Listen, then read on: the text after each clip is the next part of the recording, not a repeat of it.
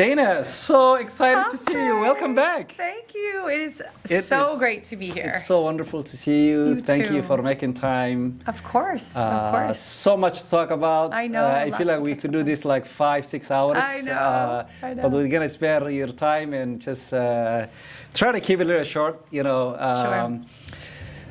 Thank you again. It's so wonderful to just almost surreal that you. It's hard to talk about World Savvy without talking about Dana. Oh, I don't know about that. but And yeah. most often, one of the reasons why I'm excited about our conversation today is that, people might know World Savvy, almost 1 million young people that we impacted so far, over 20 million out of 26 million campaign raised, 24 years in service, 45 states, 32 countries. These are the stats. Yeah. What I think this conversation will do is humanize the people behind the impact of this organization. And it's incredibly an honor for me to have this conversation with you as someone who not only co-founded World Savvy, not only because you led 23 years and a half as a CEO of this organization, but because you represent the values and the work of World Savvy and what we're trying to embed in our structures and systems with our school partners and others that we work with. I want to start from the beginning. Yeah. I want to start from when World Savvy was founded. Critical at a time when, our country and the world, quite frankly, was going through massive challenges. 9/11 terrorist attack, global wars. And I think most people want to know the why of why World Savvy. How did World Savvy came about? Yeah. So if you can maybe I want to know more about your story, not just for me, but for our audiences, the people who are deeply passionate about World Savvy, but we want them to get the context of the why and why, how did we get here after almost 24 years. Yeah. So if you can start there, and then I want to ask a little bit about your own, passion and work and, outside of World Savvy as well. Of course, yes. It's an honor to be here, and it's really exciting to be on this side of the table with you leading the organization. I feel so honored and proud, and it's just been a privilege to watch in the months since I've been out of the seat that you're in. So, if we go back to the beginning of World Savvy, I mean, really, World Savvy was founded, as you mentioned, at this pivotal time, I think, for the country and the world. But even before that, learning about the world and understanding about the world was something that was deeply embedded into my own upbringing and to my co-founder Madiha Murshad's upbringing. Hers was in Bangladesh, of course. Her mom founded the first school there. I'm the daughter of a teacher. My dad was a college professor and then worked in education for his whole life. But geopolitics, global affairs, international affairs, they were always at our kitchen table. They were always in our conversation. And so even though I didn't live in a place that was exceptionally exotic, I grew up in suburban New Jersey, and at the time it wasn't even an exceptionally multi-ethnic place to grow up. I was really curious about the world and wanted to learn more about it. And so I came into graduate school where I met Madiha. We went to grad school at SIPA at Columbia University in New York City. And I think I met Madiha on day one, probably. And she had this unbelievably fascinating upbringing. She had gone to undergrad at Harvard and come to the States to go to the school. And just she moved through the world in this way that I was completely fascinated by. She epitomized and embodied what I would later know to be called global competence in a way that, as someone who hadn't traveled very much, was fascinating, felt so important. I learned so much from her. And so we built a very deep friendship that first year. And she returned to Dhaka in the summer between school, first and second year. And when she returned, I stayed in New York. 9/11 happened. And that moment was a very strange one, I think, for both of us in many different ways. I was surrounded I lived and worked in New York City. I grew up not far from there. I knew people who had perished in 9/11, both on the planes and in the towers, and the ripple effect of that was all around me. It was, first degree separation to the impact of that in a really raw and visceral way. And I was also going to grad school I was in the minority as an American, a white American from New Jersey.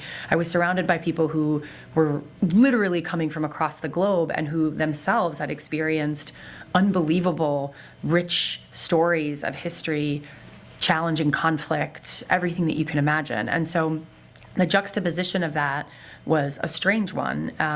As proud as I am to be an American and from the United States, it also was a hard time to just sort of see and sit with what was a very challenging and hard backlash, a xenophobic backlash. Madiha's Muslim, as being in that environment when that was, such a, in New York City there was lots of great things happening, but there was also this really terrible xenophobic backlash there and everywhere. Mm-hmm. So being that proximate to the experiences she had as a Muslim immediately post 9/11, my reaction was sort of one of anger and shame and trying to work through how do I reconcile this with the America that I know and love, one that's the home to so many immigrants, that's created a space for people to start new, to dream big, where Madiha felt a lot of sort of compassion and empathy, that when people are afraid and when they don't understand something and when the world is changing fast and they don't know how to make sense of it, oftentimes fear is where they go. Mm-hmm. And so this deeper conversation between the two of us started to unfold that second year around, what is it that we're doing? And having come from the background of educators, coming from families of educators, we both believed, I always have, that really the bedrock of any functioning society is education. How you teach young people, how you help them develop a worldview, how you help them to understand how to engage positively with one another and in the service of something bigger than themselves. That all begins to happen in school, and how you do it will shape the society that you have. And at the time, what we knew is that the pace of change in the world around us was not the pace of change in school. I mean, there was really sort of a stagnation that school looked a lot like it did when I was in middle school. And at that point was 20 years later, where the delivery of the content was similar.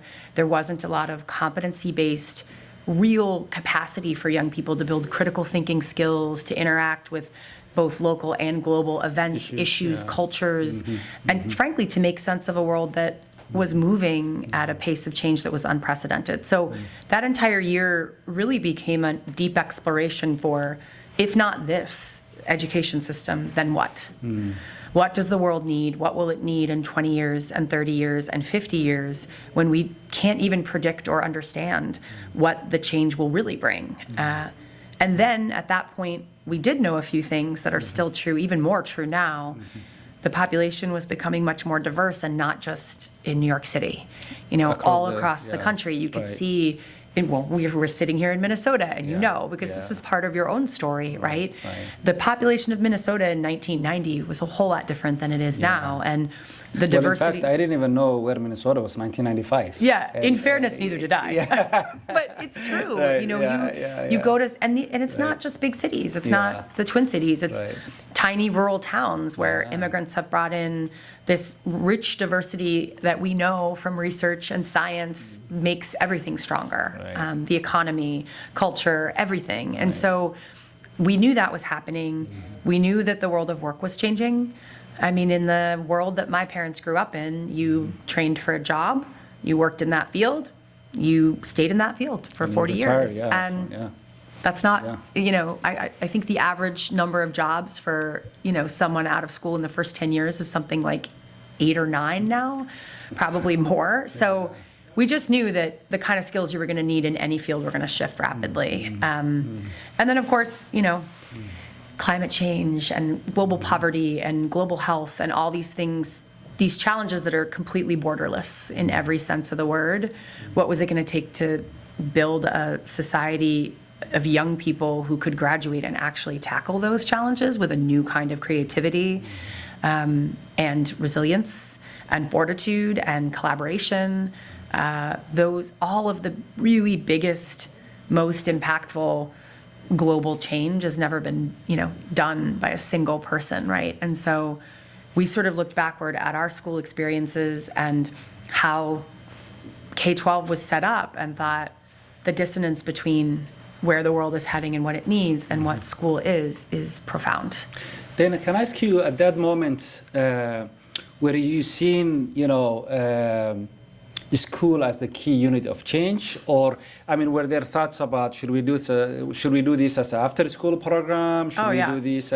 What was the thought behind the idea of working, with school partnership? That's a great question. Yeah. It was, at that point, it was youth. Sort of the idea was, how do you create experiences for young people? And then the year was about understanding, well, where do you meet them to create those kind of experiences? We knew school had to change, but in the first few years of World Savvy, we partnered to do after-school programs. We partnered with other after-school providers to provide after-school programs.